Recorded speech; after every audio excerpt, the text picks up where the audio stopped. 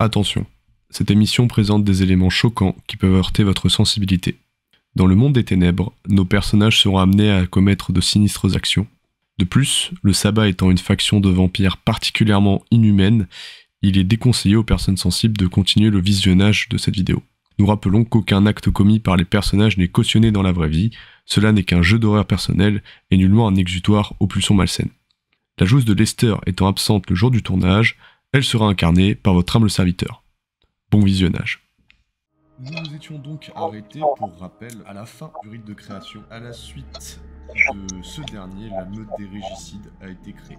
Vous êtes donc réunis en cette nuit, disons, particulière. Un malaise constant se fait sentir, car un malaise s'est évidemment dégagé de cette cérémonie. Comment vous sentez-vous après avoir été sujet à cela?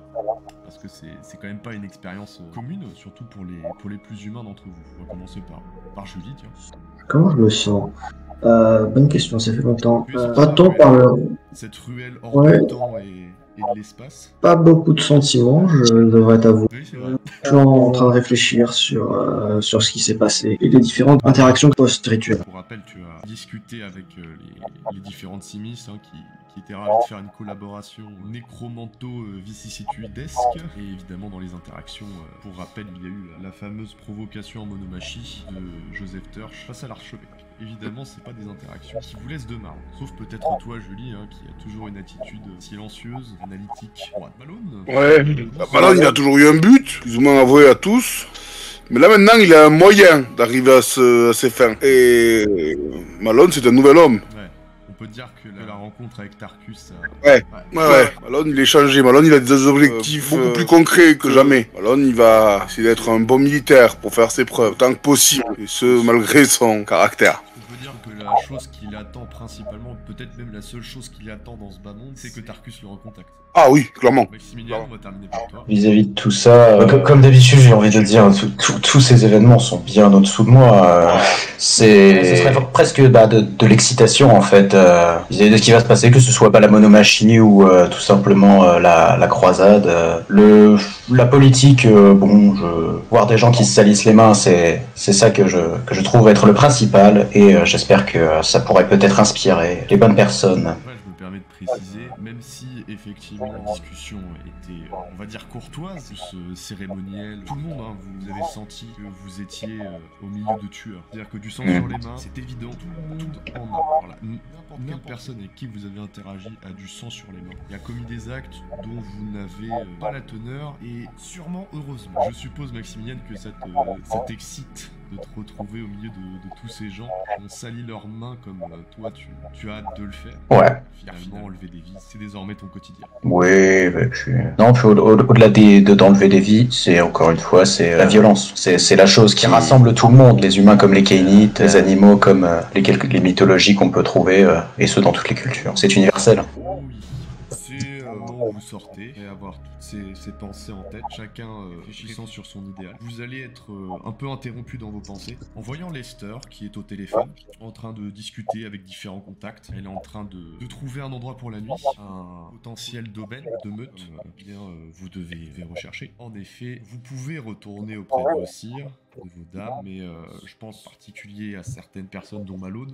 Au vu de ta trahison flagrante à l'égard des Anars, ça va être compliqué de retourner chez eux. Donc le problème du foyer commence à se poser. C'est un problème que Lester a pris directement en main. Vous vous remettiez de vos émotions, Lester était déjà au téléphone en train de discuter. Si vous prêtez attention à la discussion, vous constatez que Lester va commencer à être plutôt exigeante, plutôt parler de beaux manoirs, c'est assez grand, avec des chambres, des salles de sport, des endroits personnalisés, des bibliothèques pour les occultistes. Et plus vous allez avancer dans le temps, plus ce vocabulaire va plus s'appauvrir, laissant place à un simple manoir à rénover en banlieue. Vous voyez un peu le visage de Lester se décomposer, je pense qu'elle va avoir du mal à cacher ça. De grandes ambitions, mais au final, elle finit par trouver une adresse, elle raccroche et se tourne vers vous. Bon, messieurs, dames, j'ai trouvé une adresse, 34 Oakwoo Street. C'est à 15 minutes d'ici, je vous emmène.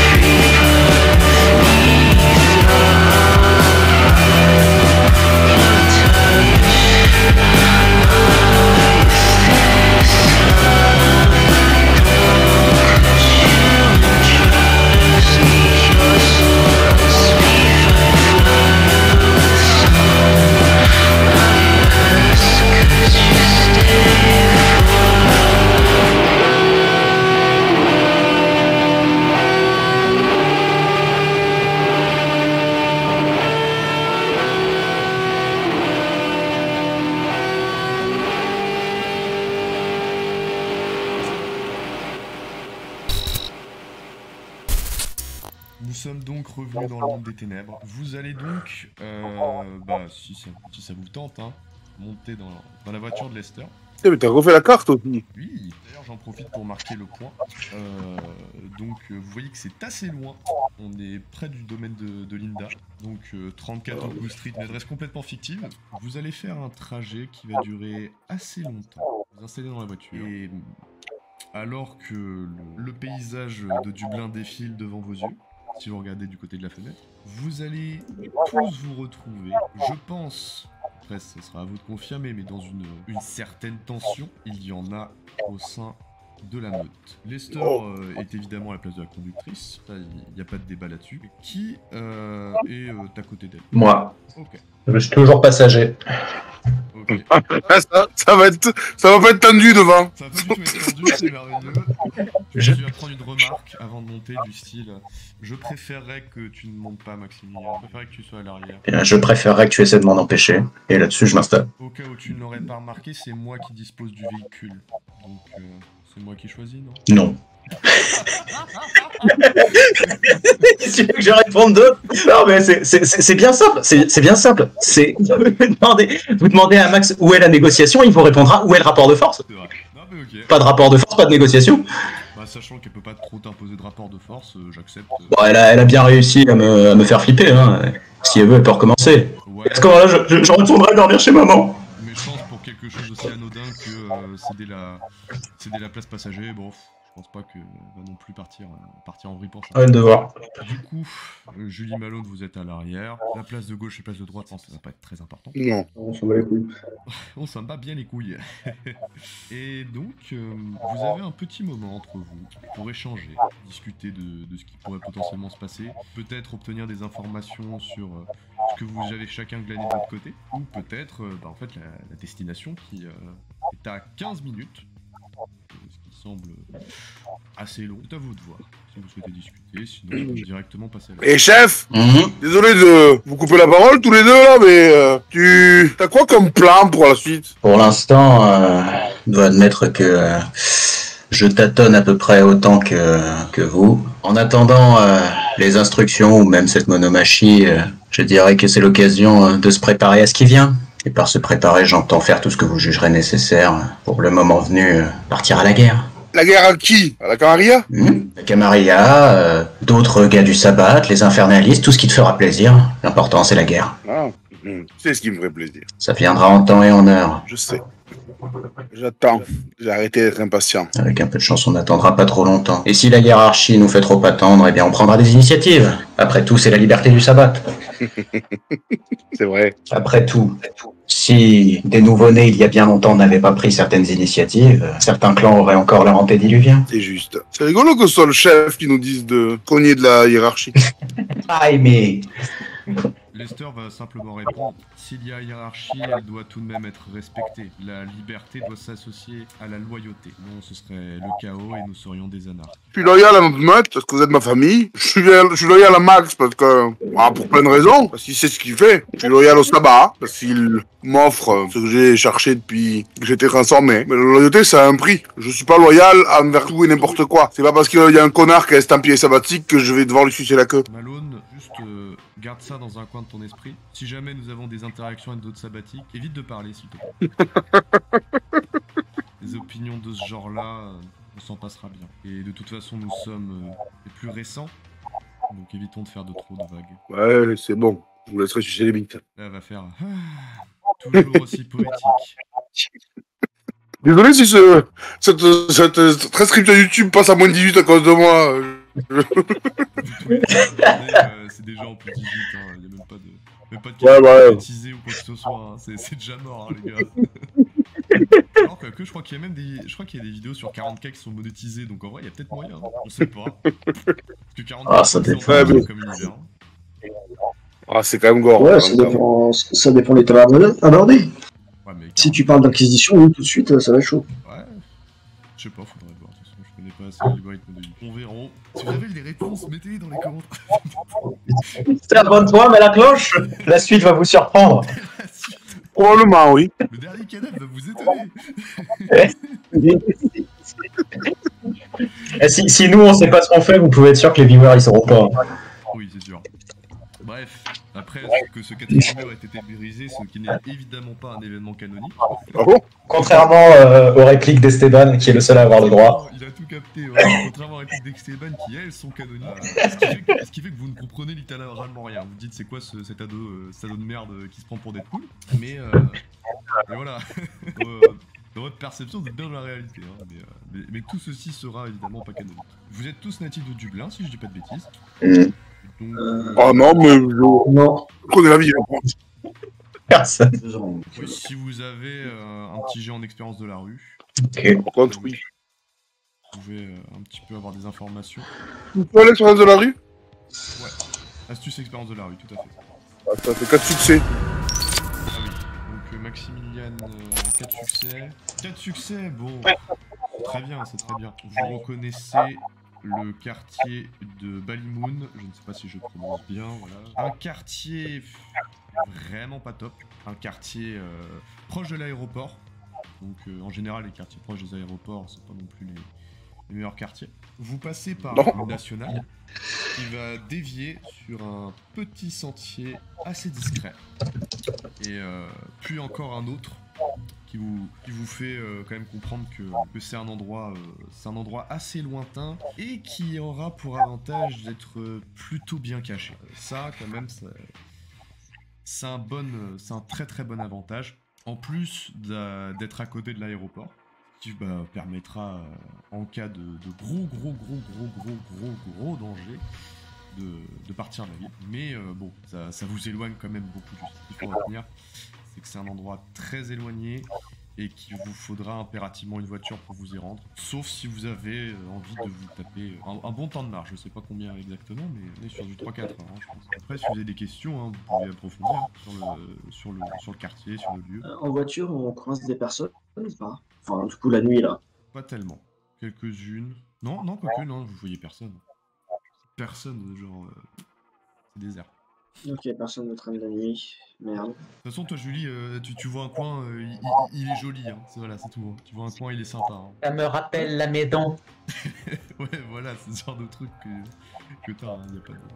Je me permets d'envoyer une petite image. Ça représente assez bien les endroits aux alentours. Il y a beaucoup de verdure. C'est le gros avantage de la périphérie de Dublin. Hein. C'est une ville qui est très verte et... en périphérie, c'est notamment le cas. D'ailleurs, notamment lorsque vous faites la route, vous voyez que plus vous allez avancer vers la destination, plus il y aura de verdure, des arbres de partout. Ce qui de jour est assez beau à voir, hein, mais de nuit, c'est une ambiance assez glauque et sinistre qui vous fera penser à certains séjours à Phoenix Park. Une fois fait, vous stationnez même pas dans un parking, hein, limite sur un sentier très proche de la route, un petit estancier. Lester se gare et vous l'entendez soupirer en disant nous sommes arrivés. Un bon dépit dans sa voix. Elle sait très bien, et de toute façon vous savez très bien que l'endroit est complètement pourri. Hein, si je peux parler avec des termes crus. Elle va vous montrer hein, ce qui est une sorte de grand manoir quand même. Ça reste assez spacieux. Mais c'est un manoir abandonné qui ressemble plus à un squat qu'à un manoir. Vous voyez la devanture, l'entrée. C'est un manoir à rénover. Ouais, je serais pas dépaysé. On peut comparer cet endroit à la maison de Tyler dans Fight Club. Ça ressemble beaucoup à ça. Hein. C'est à peu près l'image que j'avais. Ouais. J'ai opté pour la discrétion avant tout. Même si nous n'avons pas les moyens de faire grand chose. En collaborant, je suis sûr que nous pourrons améliorer cela et le rénover. Sonoriser les pièces. Oui, on verra si c'est sonorisé. Et donc, vous êtes libre d'explorer, de peut-être planifier un truc, chercher où dormir.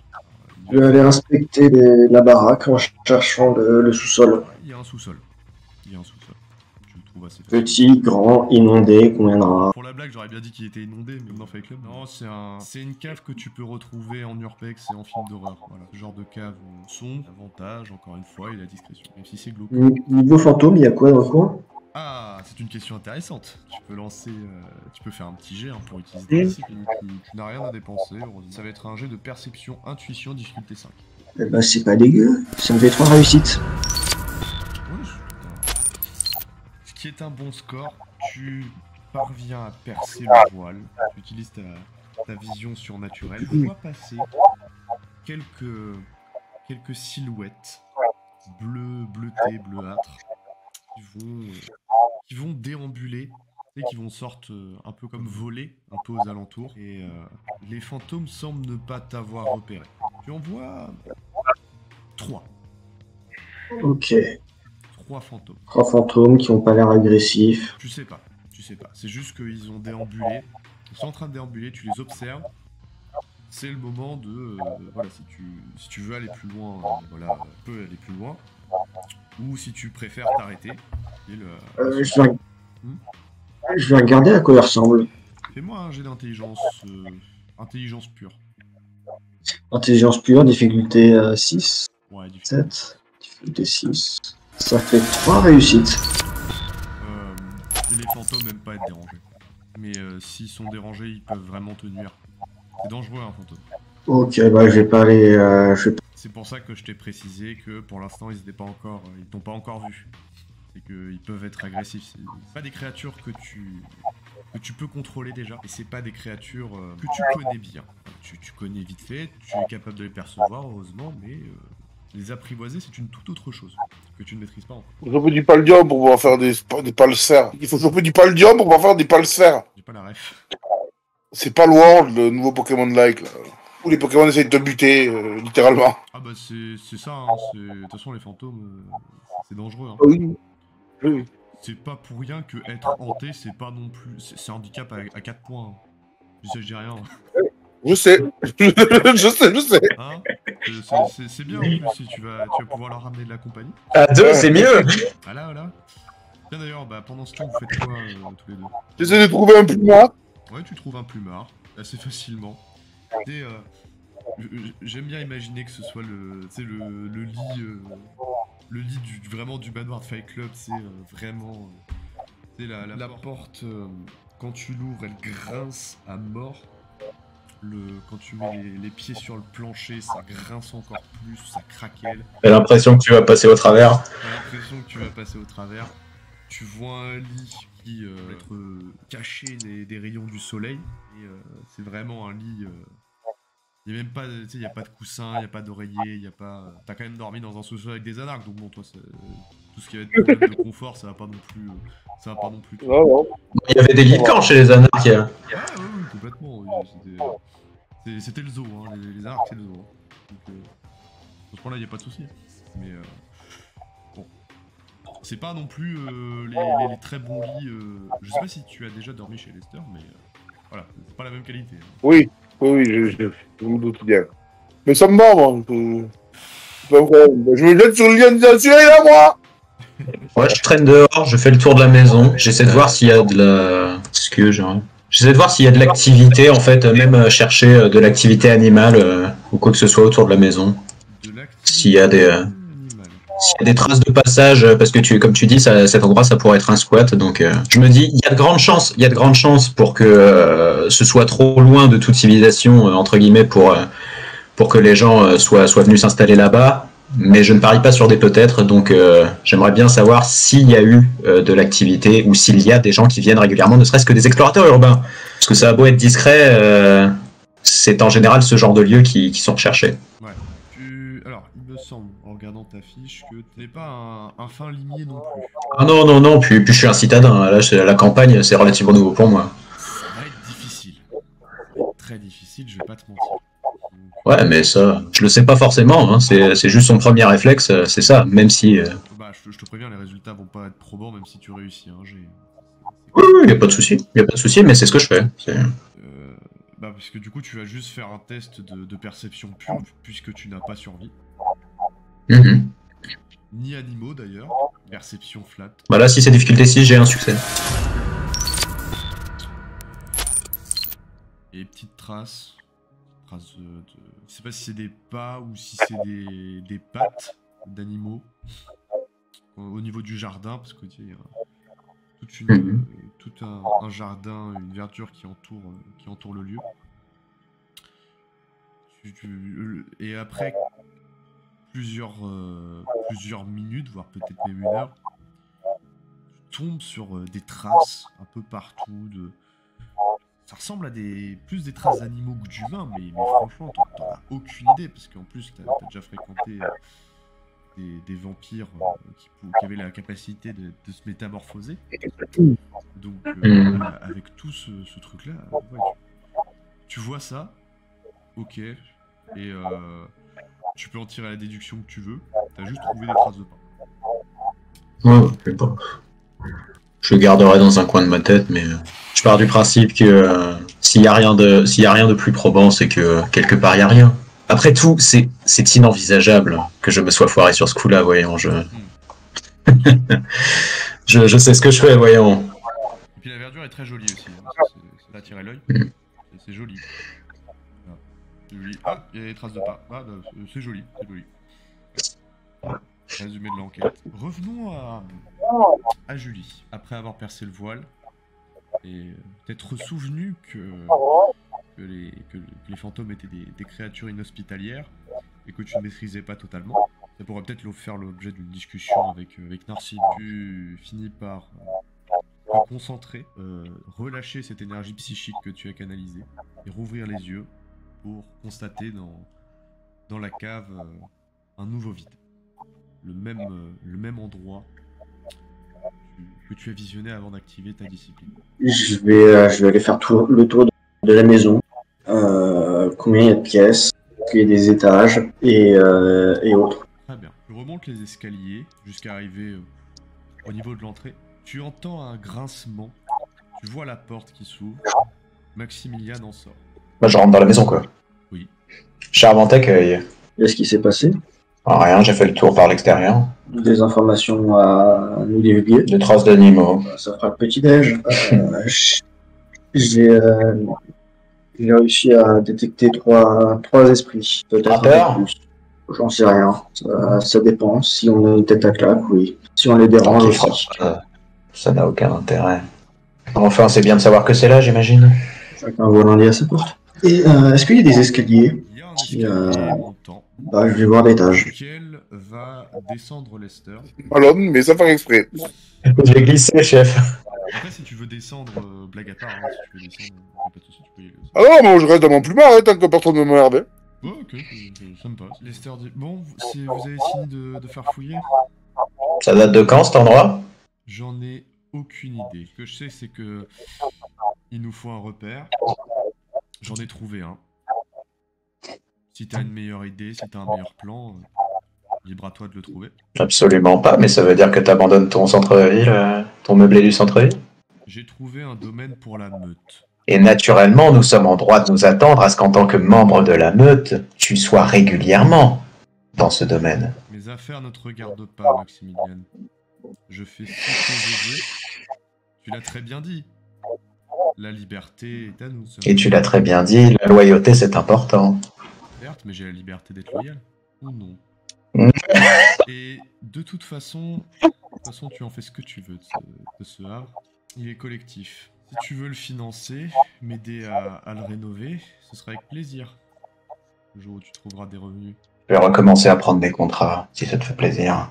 Mais par contre, faudra pas se plaindre si jamais je reviens avec de la compagnie, comme Esteban à l'époque. Au moins, ce sera pas dans mon appartement. Ah oui, ce serait dommage. Là-dessus, je vais voir s'il n'y a pas des... Puisque si c'est un manoir, je me dis...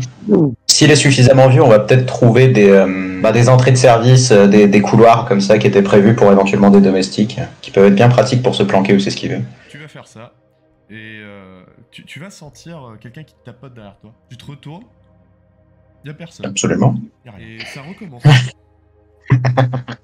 Tu vas te mettre un peu à te retourner sur toi-même, attisant la curiosité de Julie et de Lester. Qu'est-ce qui t'arrive? Y a quelqu'un? Ah, je crois que tes esprits sont frappeurs. Vous voulez pas vous montrer? On est au-dessus de ça, non? Si vous n'êtes pas content qu'on soit ici, venez nous déloger. Allez. J'imagine qu'un couteau, ça leur fera rien, Julie. Tu peux tenter. Ça me fait toujours plaisir de te voir faire du air combat. Julie, tu entends une voix te murmurer à l'oreille. Il perd la boule, le malcave, tu trouves pas? Je vais utiliser Auspex. Ouais, vas-y. Perception, intuition. Difficulté. La difficulté va être de 6 parce que c'est une... attends, t'as combien en Auspex? Ouais, tu vas pas avoir assez en Auspex pour pouvoir lancer. Ah. Tu entends griffonner sur un carnet. Et... Bah, je vais me rapprocher du carnet. Y'a pas de carnet, t'entends juste... Pas de carnet? Non, t'entends des bruits. Ça veut pas dire qu'il y a un carnet. Ok. Bah, je vais en train d'écrire et on verra bientôt la feuille. Bon, tu entends toujours griffonner et une petite voix te dit: si tu perds la boule, Julie. Oh, ça fait longtemps. Maximilian, encore ces tapotements. Et tu sens comme s'il y avait plein de petits insectes qui étaient autour de toi, qui te montaient dessus, des araignées, Le silence se fait. Vous voyez Lester qui est dans l'incompréhension la plus complète. Et le silence continue de perdurer, vous laissant seul avec lui. Je vais me mettre devant la porte. Non, devant la porte, afin de... tout de suite. Ok, ça marche. Version... Maximilian, tu réagis comment? Je réfléchis à ressortir les pains de C4 que maman m'avait préparés. Allez, on fait péter le manoir Wayne. On est d'accord que je suis toujours pas là, moi. Non, t'es toujours pas là. Enfin, tu peux redescendre par contre si t'as envie, parce que effectivement, ça fait un petit moment que t'es seul. Et les autres ne semblent pas venir. Non, mais si j'entends rien et tout, je descends pas, moi, je reste dans mon plumard. Ouais. Ok, ouais, tu vas passer la nuit comme ça, du coup. Je réfléchis. Ah bah, à moins s'il y a du bruit ou un truc comme ça, j'irai, évidemment, mais... Ah, quelque chose qui pourrait t'occuper, c'est que il y a une fenêtre et c'est recouvert d'une barricade, mais il y a moyen d'améliorer ça parce qu'il va y avoir de minces filets, de minces rayons de soleil qui risquent de passer. Donc tu peux t'occuper à bricoler une meilleure barricade qui va complètement t'isoler de ça. Ouais, j'ai qu'à le feutre avec un bras, ouais. Voilà, tu trouves du matériel puis tu vas t'occuper en faisant ça. Ouais, très bien. Je te fais pas faire de jeu parce qu'on s'en fout de ça. Hein. Du coup, vous en profitez, hein, Julie, Maximilian, vous entendez des bruits à l'étage, de quel feutrage Julie, c'est des fantômes ou c'est des gens qui nous auraient suivis jusqu'ici? À mon avis, c'est pas du fantôme, mais je vais quand même retourner de l'autre côté du vol. Ou peut-être les deux. Bah, on va voir ça. Tu dis ça discipline perception... Intuition plus. Deux succès.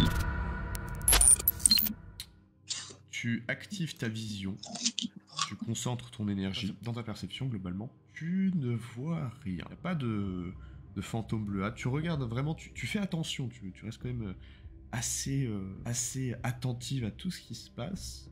Et tu arrives quand même à avoir cette information. Ça ne semble pas être un fantôme. Non, ça, Max, tu peux cogner. Ah bon, compromis dès la première nuit. Ça continue de me tapoter sur l'épaule. Ouais, ça te harcèle. Si on les entend mais qu'on ne peut pas les voir, on peut sans doute leur envoyer une grenade. Je vais finir par raser ce bâtiment si ça ne s'arrête pas très vite, si on trouve pas une solution très vite. Que tu balances une grenade, que tu incendies le bâtiment, très bien, tu es libre de faire ça. En revanche, je ne retrouverai pas 36 manoirs, Maximilian. Donc le prochain, c'est toi qui le paye. C'est une façon de t'inciter à nous aider à trouver une solution, parce que là, il se peut qu'on ait été suivis. Si tu penses que me retrouver face au soleil me fait peur, je pense que nous devrions discuter plus avant. Eh bien, si tu n'as pas peur du soleil, tu peux passer la nuit dehors. Bah, c'est peut-être ce que je vais faire. Et je vais ressortir, potentiellement passer la nuit dehors avant de rentrer à l'aube. Tu ouvres la porte, et à ce moment-là, toi, Julie, tu es près de la porte, donc tu entends également ce qui se passe, et près des escaliers, Lester va pouvoir entendre ça. Bonne nuit, tous. Et vous entendez griffonner. Et elle venait d'où, la voix? Tu saurais la situer derrière Maximilian, juste derrière. Ok, je mets un énorme... Tu donnes un énorme coup, c'est ça? Ouais. Bah, ouais. Tu donnes un coup dans le vent. Bah, du coup, je vais en profiter, Maximilian. Toi, t'entends cette voix-là. Tu fais quoi? Tu te retournes? Tu vas passer la nuit dehors? Je sais que c'est ce qu'il cherche à faire, mais ça devient dur de l'ignorer, là.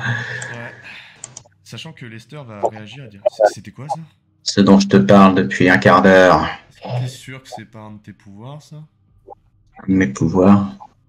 Bah... Ça me ressemblerait de parler de manière invisible. Ouais, non, un de tes supérieurs. On sait très bien que t'as pas le niveau pour faire ça. Maximilian, tu n'as aucun niveau en apathie, hein. Donc, non. Avaster, hein. Tu vas pas comprendre pourquoi. Hein. Voilà. Mais tu vas pas comprendre pourquoi, hein. C'est soudainement, tu sais, elle va poser une question, puis elle s'arrête. Bon, Julie, évidemment, tu comprends que c'est parce que, en fait, elle va pas dire à un fou qu'il est fou. Voilà, c'est assez évident. Toi, Maximilien, tu passes complètement à côté de la... Oh oui, non, mais il n'y a pas de mal à ça. Ce serait moi qui viendrais de dire bonne nuit de tous. Non. On sait jamais. Et alors qu'un silence se pose, un silence suspect, morbide, peut-être juste occulte, vous êtes plongé dans un mystère, vous savez absolument pas ce qui se passe. Une odeur commence à vous entrer par le nez. Une odeur nauséabonde, un peu comme si une bouche d'égout avait été ouverte sous vos pieds. Une odeur des plus nauséabondes qui inonde la pièce. Au moment où, toi Maximilien, tu vas aussi entendre griffonner, une silhouette va apparaître. Une silhouette floue, juste devant vous, qui va diffuser cette odeur de plus en plus horrible. Et cet amalgame de formes prendre l'apparence d'une entité des plus physiquement horribles. Il va avoir la bouche déformée, un crâne chauve, des oreilles pointues, et un air des plus malicieux et horribles, alors qu'il va simplement dire 34 Auckland Street. C'est bon pour vous? C'est Oakwood. Ah, merci. Il va continuer de griffonner. Il va se trouver devant vous. Et ben, je vous remercie, les gars. Et vous êtes? On m'appelle Tommy. Je m'occupe de la paperasse. Et maintenant, vous avez le message. Il va bouger les mains. Hein. Maintenant, vous avez le message. Si vous faites le moindre truc qui poserait problème à la loyauté, on sait où vous êtes. C'est pas parce qu'il y a un aéroport à côté que vous allez pouvoir fuir. Jusque-là, tout va bien.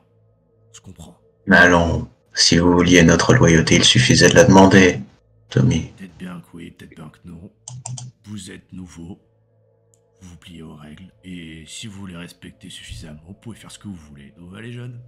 Je respecte les règles, mais je ne m'incline devant personne. Tant qu'on se comprend mutuellement, ça m'ira. Moi, ça me va aussi. Et évite peut-être de dire ça à Ludwig. Petit conseil d'amis. Miss Sullivan, c'est ça? O'Sullivan. Ouais, ok. C'est bien votre domaine, on est d'accord. Oui, c'est bien mon domaine, mais je n'aime pas qu'on entre comme ça par effraction et sans politesse. Ah, désolé, princesse, je vais t'apprendre un truc, ça risque d'arriver souvent. Vous pensez qu'on n'existe pas, mais boum, on est partout. Petit message du clan Nosferatu. Bon, maintenant que la paperasse est faite, il va s'avancer vers la porte d'entrée et pointer Maximilien du doigt. Toi, t'es donc le Doctus, je te serre la main. Il va te tendre sa main. Bah, je la prends, mais j'imagine qu'il a plus en puissance que moi.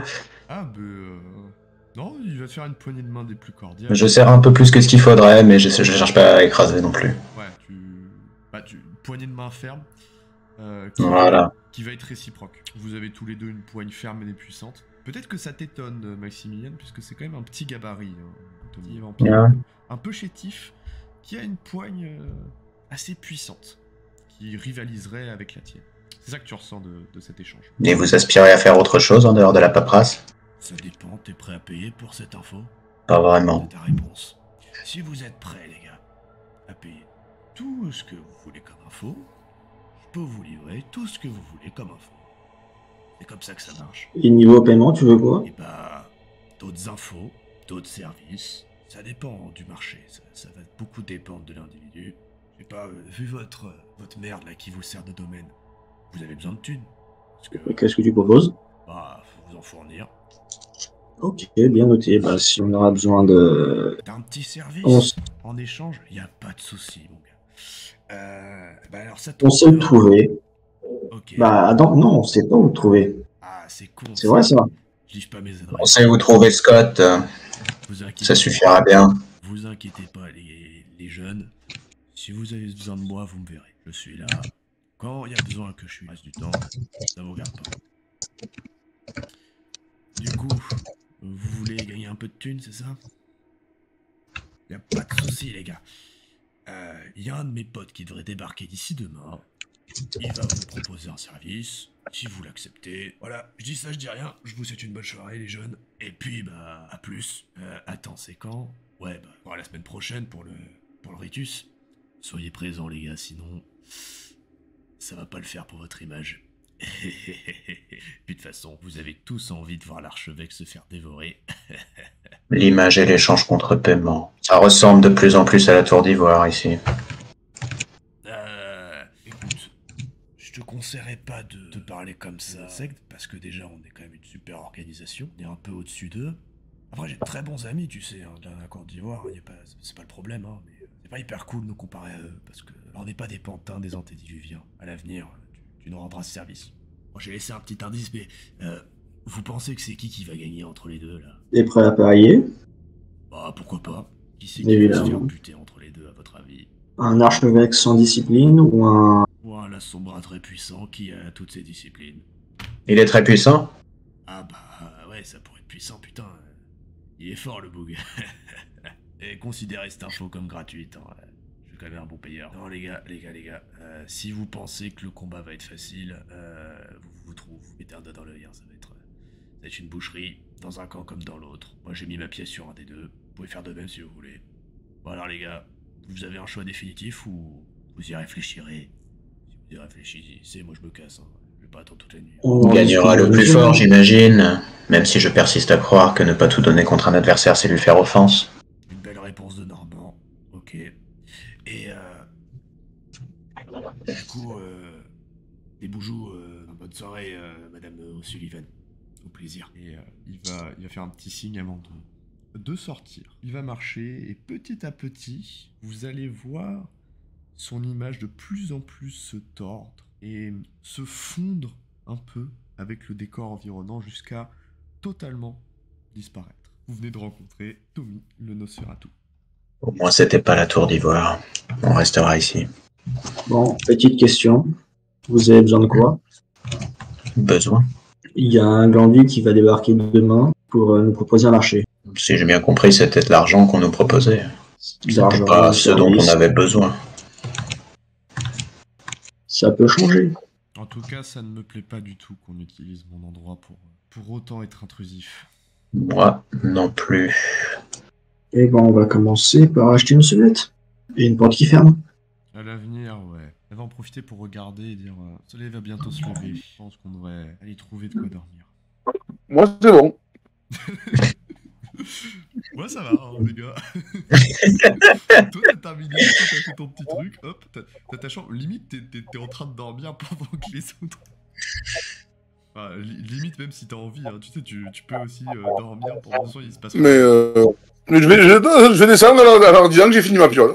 Bien, tu as trouvé d'autres chambres? Bah, j'en ai trouvé une, je l'ai calfeutrée, j'ai dit c'est à moi, personne n'a dit non. Fais, garde ta chambre. Il en a encore 3, Oui. ne vous inquiétez pas. Je peux aider à calfeutrer les autres, hein. Je ne m'inquiète jamais. S'inquiéter, c'est souffrir 2 fois. Allons-y. Et elle va monter les escaliers. Je le suis. Bon, je passe en queue. Vous allez vous retrouver plusieurs couloirs. Évidemment, en montant à l'étage, vous allez sentir le sol qui grince de plus en plus. Un sol des plus... En fait, si vous étiez humain, je vais me permettre une petite vanne, hein, mais si vous étiez humain, fallait pas que quelqu'un aille pisser, voilà. Parce que sinon, ça aurait été horrible au niveau du son. Et vous arrivez chacun à trouver un petit endroit. Lester va opter pour ce qui semble être la chambre la moins délabrée, la plus propre. Et sans autorisation, évidemment, hein, va refermer la porte de celle-ci et s'isoler.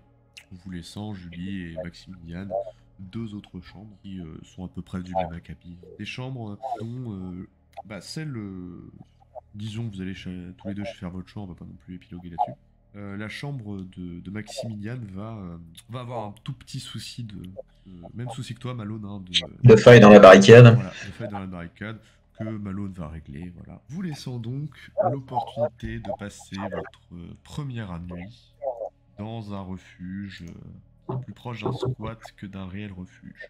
Alors, pour ma part, je fais chier tout le monde. Je vais aller, si je tombe sur un matelas, je vais aller le tirer dans la cave. Oui, tu peux faire ça. Bah du coup, voilà, je vais squatter la cave. Heureusement, tu as gagné un point en force. Heureusement, tu es capable de lift un matelas. Heureusement, oui. Tu serais resté à 1, tu aurais été incapable de le faire, hein, je te préviens.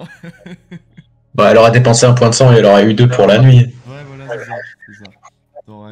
T'aurais dû claquer un point de sang pour un truc aussi débile. L'économie de situation.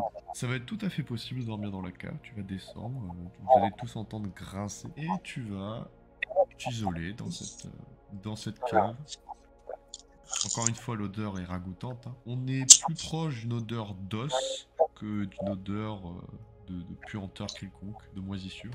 Ça change pas d'habitude. Oui, c'est ce que j'allais dire, c'est que ça change pas trop de...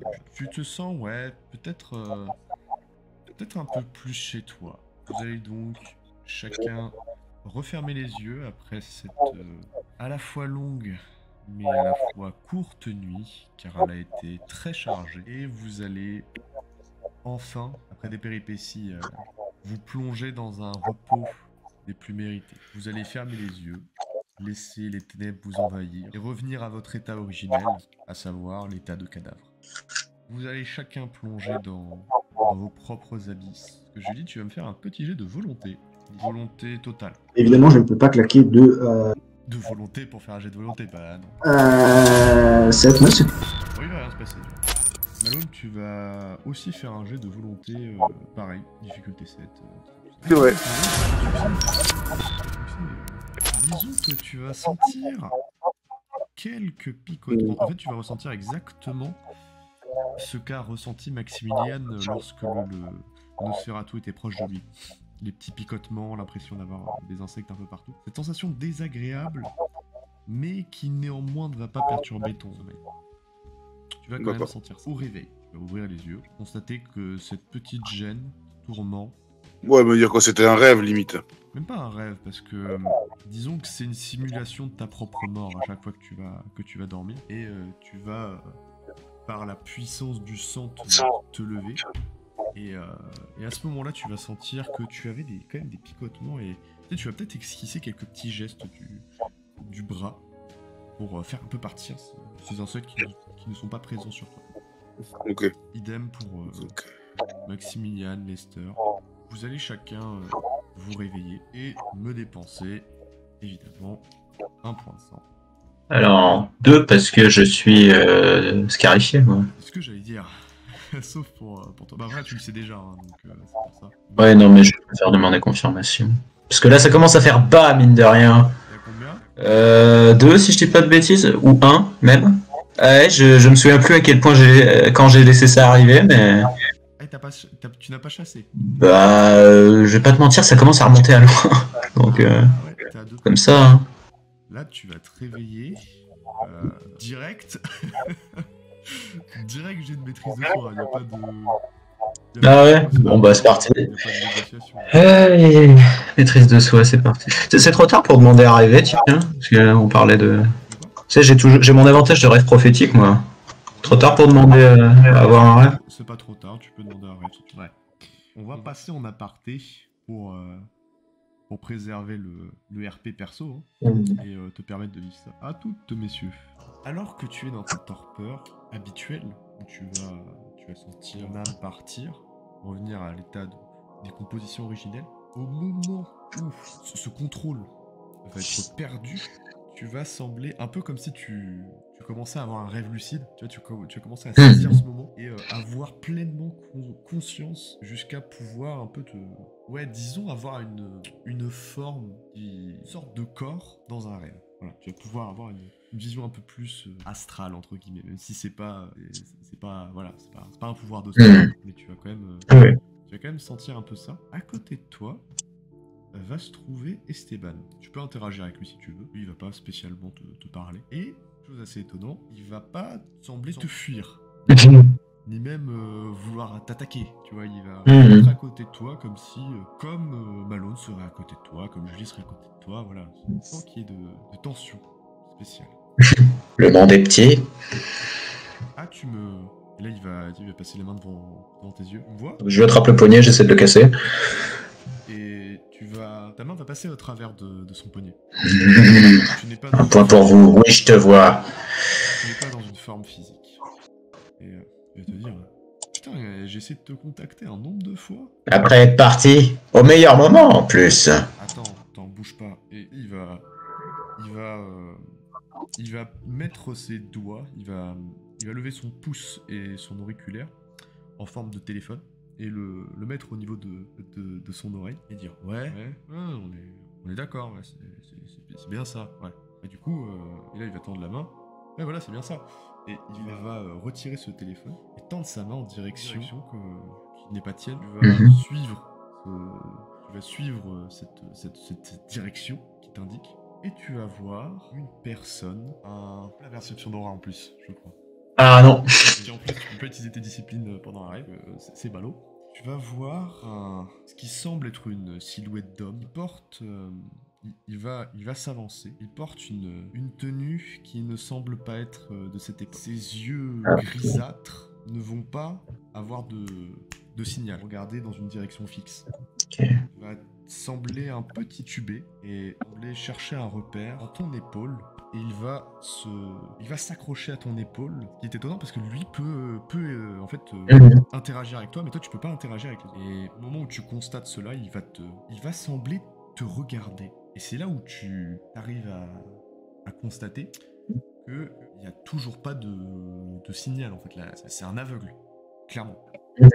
Voilà. Et ses yeux vont changer de couleur pour laisser apparaître une lueur rouge. Il va s'approcher de ton oreille. Tu n'as pas fait la bonne rencontre ce soir. Retourne à tes activités macabres. Le jugement arrive et il est bien proche que tu ne le penses. Il va s'éloigner. J'ai pas entendu. Je le refais avec les mêmes intonations. Ok. Tu n'as pas fait la bonne rencontre ce soir. Retourne à tes activités macabres. Le jugement arrive et il est bien proche que tu ne le penses. Il va se tourner vers Esteban et lui murmurer « Non, ce n'est pas lui que tu cherches. Retourne à tes activités nocturnes. » Et sa silhouette va se désintégrer, se décomposer en plusieurs parties jusqu'à totalement disparaître. Esteban va se tourner vers toi et dire «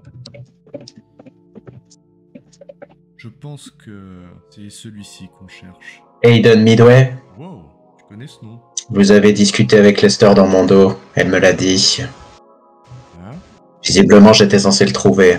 Frérot, bien joué Sherlock. Mais c'est quelque chose qui cloche. Non.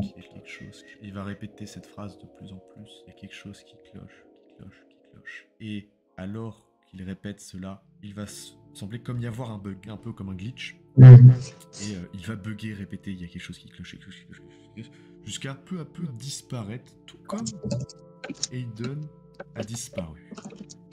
Et à ce moment-là, une dernière personne va apparaître, une silhouette cachée derrière un masque. Et elle va simplement dire « L'espérance, telle une rose aux pétales tranchants, plantera ses épines dans la chair de la démence. L'ombre d'un homme portant son nom se profile à l'horizon. Il cherchera à arracher les ténèbres de l'âme, et ses pas résonneront comme un écho funèbre dans le noir. Soyez prêts, régicides, car les épines de l'espérance vont bientôt broyer vos chairs. » Et à ce moment-là, tu te réveilles.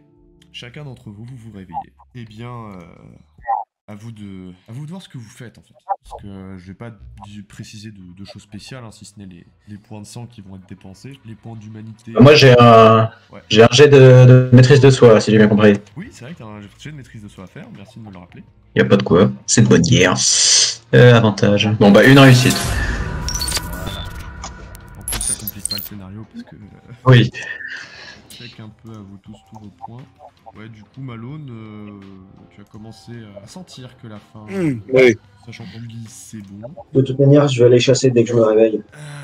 Maximilian. Tu vas te lever, enfin pouvoir prendre conscience de ton environnement, après tout ce qui s'est passé. T'as à peine le temps de te remettre de tes émotions, que tu sens comme quelque chose passe derrière la fenêtre. Et tu sais, la fenêtre qui a été bien barricadée, qui a l'impression d'avoir vu comme un flash qui venait de par là. Tu vas t'approcher de cette fenêtre pour voir qu'est-ce qui se passe. Et à ce moment-là, une ombre va sembler surgir devant toi et te traverser, te forçant à te retourner vers un miroir. Et derrière ce miroir, tu vois des yeux.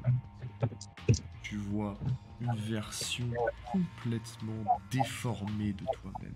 Tu vas voir les crocs extrêmement visibles, une silhouette animale. La personne devant toi, ce n'est pas le Maximilian que tu as connu. Et cette personne va te fixer. Tu peux essayer de mimer ce que le miroir fait, hein, histoire de t'assurer que c'est bien toi. Ouais. Et une fois que tu fais ça, la personnalité devant le miroir va imiter quelques gestes et ne pas tout reproduire. Allons. Ouais, vas-y. Non, c'est juste, je ponctue avec ça et je sors mon fidèle couteau. Tu sors ton couteau et la silhouette va hocher la tête. Et tu peux faire un pas en avant ou un autre, te rapprocher de... Et tu vas commencer à percevoir des détails, te troubler dans ce reflet. Tu vas voir que dans les parties que tu sais saignantes, tu vas avoir du sang de plus en plus couler. C'est normal, c'est une caractéristique que tu possèdes. Du sang coulant de cette plaie, elle va perler jusque dans les doigts et former des gouttes qui vont tomber au sol. Dans le reflet ou sur le sol de la chambre? Tu regardes au niveau du sol, il semblerait qu'il n'y ait pas de gouttes qui tombent. À ce moment-là, tu regardes le reflet et une sorte de plaie va couler son arcade et arriver jusqu'au niveau de ses crocs. Et alors que tu constates une nette discordance entre ce que tu vois dans le miroir réel, tu jettes un dernier coup d'œil dans ce miroir pour constater qu'il tient une tête décapitée, une tête d'enfant que tu reconnais très bien. Et à ce moment-là, tu es pris d'un sursaut, tu es déstabilisé, tu vas peut-être basculer en arrière, et lorsque tu reprends tes esprits, après avoir soufflé, repris un peu de vie, en ce court instant pour souffler, lié à cette adrénaline, qui fait palpiter ton cœur et le réanimer, tu regardes une dernière fois ce miroir, et le reflet semble repartir à la normale. Et c'est ainsi que tu vas pouvoir reprendre possession de tes moyens, après cette vision. On est d'accord que c'était pas la tête d'Esteban, une tête d'enfant? Non, voilà, non, je pense que tu Oui. Elle est pas morte, je vous dis. Précisément. Voilà, elle est pas morte, c'est bon, tout va bien. Ouais, désolé Malo, non, c'était pas à l'aise. Non, ça va. Ça va mieux, en vrai. Vous allez tous, pour une raison ou une autre, une fois que vous êtes réunis, aller au niveau de l'entrée. Parce que vous allez voir chacun qu'il va y avoir, comme le Nosferatu l'avait annoncé, une personne qui va arriver. Vous allez d'abord entendre du bruit en bas, qui va vous inciter à descendre. Et une fois que vous êtes tous descendus pour voir qui est entré dans votre père, au niveau de l'entrée, vous allez voir un homme, d'âge masculin, cheveux longs, des yeux noirs. Mais le blanc des yeux est noir. Et au niveau des pupilles, il y a un regard orangé. Une longue veste, longue et sombre, qui le recouvre avec une tenue rouge qui est en dessous de cette veste. Et un teint blafard. Genre, ça se voit à des kilomètres que c'est un vent. Ça se voit à des kilomètres. Il n'y a même pas besoin de le constater. Il a une expression manifestement inhumaine. Voilà le portrait. Et une fois que vous arrivez, nonchalamment se tourner vers Lester et dire c'est un endroit charmant que vous avez ici. J'espère que mes explorations n'ont pas causé de gêne. De ce que j'ai compris, la discrétion est toujours de mise. Lester va simplement répondre d'un ton sec. N'oublie pas que tu es un invité. Alors parle et dis-moi qui tu es. Placide, il va répondre « Mon nom est Stéphane Misak. Je suis venu avec une proposition qui, je pense, pourrait vous intéresser. Et avant qu'il en dise plus sur cette fameuse proposition, on va arrêter la dite session. »